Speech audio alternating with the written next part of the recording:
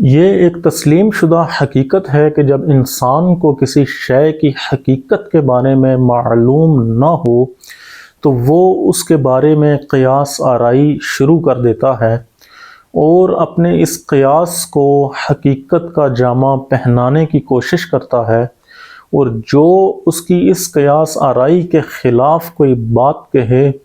تو اسے اس کی نادانی یا کم عقلی پر محمول کرتا ہے۔ یہی حال آج کے دور کے فلاسفہ کا ہے،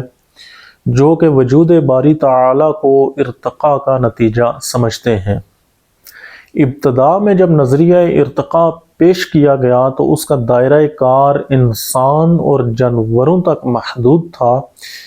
کہ انسان اور جانور کیسے وجود میں آئے،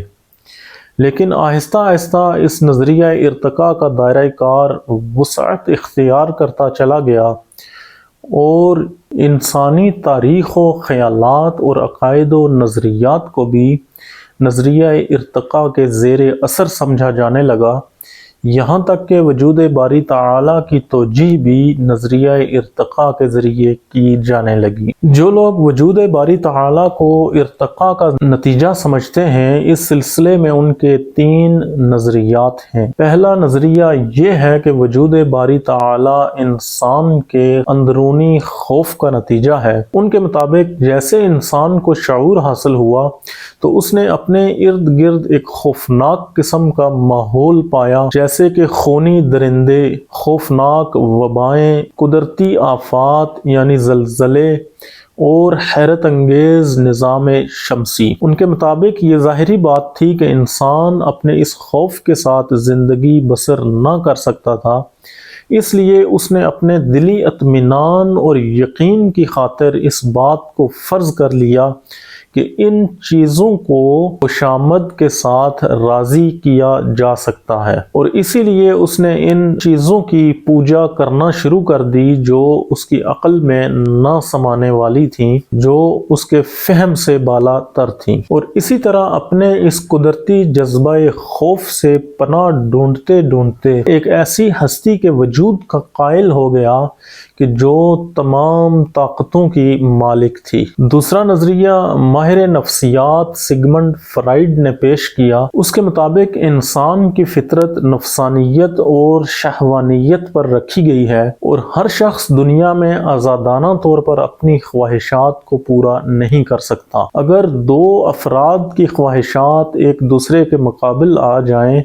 تو لڑائی کی صورتحال پیدا ہو جاتی ہے۔ اس صورتحال سے بچنے کے لیے یہ ضروری ہے کہ ان میں سے کوئی ایک انسان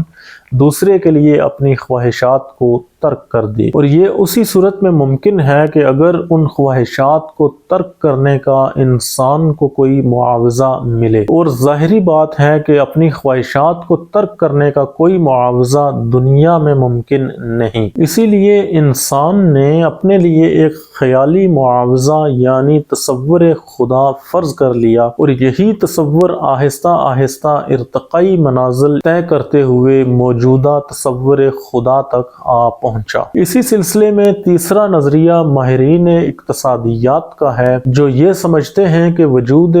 باری تعالیٰ کا تصور امیر و غریب کی باہمی کشمکش کا نتیجہ ہے۔ ان کے مطابق ایک امیر شخص اپنی امیری کو برقرار رکھنے کے لیے یہ چاہتا ہے کہ غریب اپنی حالت پر قناعت اختیار کریں اور وہ اپنا حال بدلنے کی کوشش نہ کریں، اور اس کے لیے ضروری تھا کہ غریبوں کے دل میں اس خیال کو بٹھایا جائے کہ دولت اور وسائل کی یہ تقسیم خدائی ہے، اور خدا نے انسان کو امیر اور غریب بنایا ہے، لہٰذا جو تقسیم خدا نے کر رکھی ہے اسی پر راضی رہنا چاہیے